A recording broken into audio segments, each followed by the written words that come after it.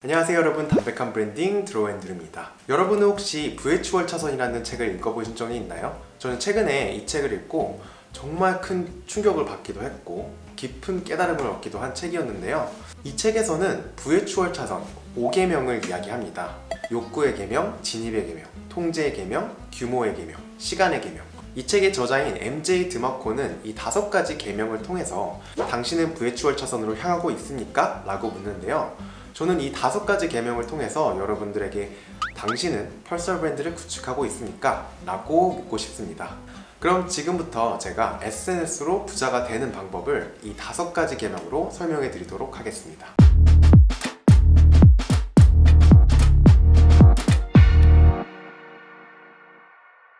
첫 번째, 욕구의 계명입니다.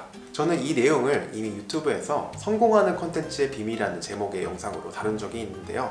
사람들에게 인기 있는 콘텐츠들은 모두 사람들의 욕구를 충족시켜주는 부분이 있다는 것이었습니다. 혹시 못 보신 분들이 계시다면 제가 아래 링크에 남겨놓도록 하겠습니다. 저는 이 영상에서 매슬로우의 욕구 5단계서를 통해 SNS에서 인기 있는 콘텐츠들의 특징에 대해서 설명하였는데요. 컨텐츠를 제작하는 사람이라면 나의 컨텐츠는 사람들의 어떤 욕구를 충족시켜주기 위한 것인가를 꼭 고민해 볼 필요가 있습니다. 즉, 돈을 먼저 쫓기보다는 나의 가치를 나누어서 사람들이 갖고 있는 문제점 또는 욕구를 해결해 줄지를 고민해 보자는 겁니다. 그러면 돈은 자연스럽게 여러분을 쫓아다닐 것입니다. 저는 실제로 그걸 매우 경험하는 사람 중에 한 명인데요. 그런데 이 욕구 단계서를 아무리 봐도 도대체 뭘 어떻게 해야 될지 모르겠다면 다음 리스트 중에서 한번 골라보시기 바랍니다. 첫 번째, 기분을 좋게 해준다. 유머 컨텐츠가 될 수 있겠죠. 그리고 두 번째, 해결을 해준다. 어떠한 문제를 제시하고 그거에 대한 솔루션을 답해주는 컨텐츠가 될 수 있겠죠. 그리고 세 번째, 교육을 해준다. How to 같은 뭐뭐 하는 방법 같은 제목을 갖고 있는 컨텐츠가 될 수 있겠죠. 그리고 네 번째, 외모를 발전시켜준다. 뷰티나 운동, 패션 관련 컨텐츠들이 여기에 속하겠죠. 그리고 다섯 번째, 안전을 제공해준다.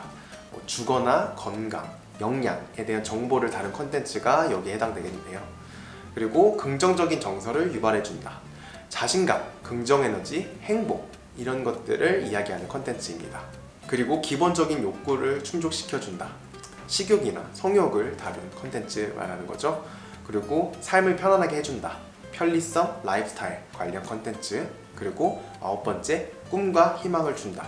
동기부여, 영감을 담은 컨텐츠를 말할 수 있겠네요. 대신에 혼자 말고 보는 사람도 공감할 수 있도록 하는 것이 가장 중요합니다. 두 번째는 진입의 계명입니다. 소셜미디어 퍼스널 브랜딩 컨설팅을 진행하다 보면 굉장히 많은 수의 사람들이 저는 인스타그램에서 팔로워가 많아지고 싶어요 이렇게 이야기합니다. 그래서 왜 하필 인스타그램이에요? 라고 물어보면 대부분 인스타그램이 다루기 가장 쉬워서요 라고 이야기합니다. 맞습니다. 인스타그램은 유튜브보다 다루기가 훨씬 쉽죠. 그리고 제대로 이용한다면 아주 강력한 마케팅 도구가 되어 자신의 브랜드 인지도를 높일 수 있습니다. 하지만 그분이 말씀하신 대로 인스타그램은 그만큼 진입장벽이 낮습니다. 진입장벽이 낮다는 뜻은 경쟁이 치열하다는 뜻이기도 하죠. 경쟁이 치열하다면 특출나야 합니다. 특출나지 못하면 꾸준하게라도 해야 가능성이 있습니다. 저는 그냥 평소에 제 일상이나 셀피를 올리고 팔로워가 많았으면 좋겠어요. 인스타그램 하시는 18분은 그렇게 합니다. 그러면 스스로에게 객관적인 사람이 되어보는 겁니다. 그 일상 안에서 사람들에게 영감을 주는 일에 탁월한 재능이 있으신가요? 아니라면 그냥 팔로워 욕심은 버리고 즐기는 용으로 인스타그램을 사용해보면 어떨까요? 세 번째, 통제의 계명. 사업을 통제한다는 것은 사업에 있어 모든 것, 회사, 상품, 가격, 수익 구조, 경영 방식 등을 통제하는 것을 뜻합니다. 쉽게 말해서 부의 추월 운전자들은 자신의 브랜드에만 투자를 한다는 건데요. 당신이 키우고 있는 것은 누구의 돈나무인가요? 여러분들은 여러분들의 브랜드에 투자하고 있나요? 아니면 다른 브랜드를 위해 일하고 있나요? 따라서 지금 내가 다니고 있는 회사, 내가 일하고 있는 프로젝트가 또는 내가 운영하고 있는 블로그, 인스타그램, 유튜브 채널이 진짜 나의 퍼스널 브랜드를 구축하기 위해서 필요한 일인 건지 아니면 그저 돈을 위해서 또는 누군가를 위해서 하는 건지 진지하게 고민을 해봐야 합니다. 그리고 네 번째, 규모의 계명. SNS상에서의 영향력은 얼마나 큰 채널을 갖고 있느냐입니다. 구독자, 팔로워가 몇 명이냐가 그 사람의 영향력을 판단하는 기준이 되기 때문이죠.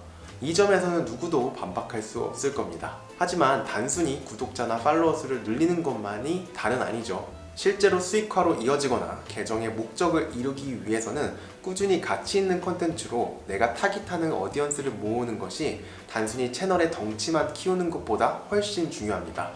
즉, 채널의 규모를 키우되 온전한 방법으로 단단한 어디언스를 만들자 라고 이야기할 수 있겠네요. 그리고 5번째, 시간의 계명입니다.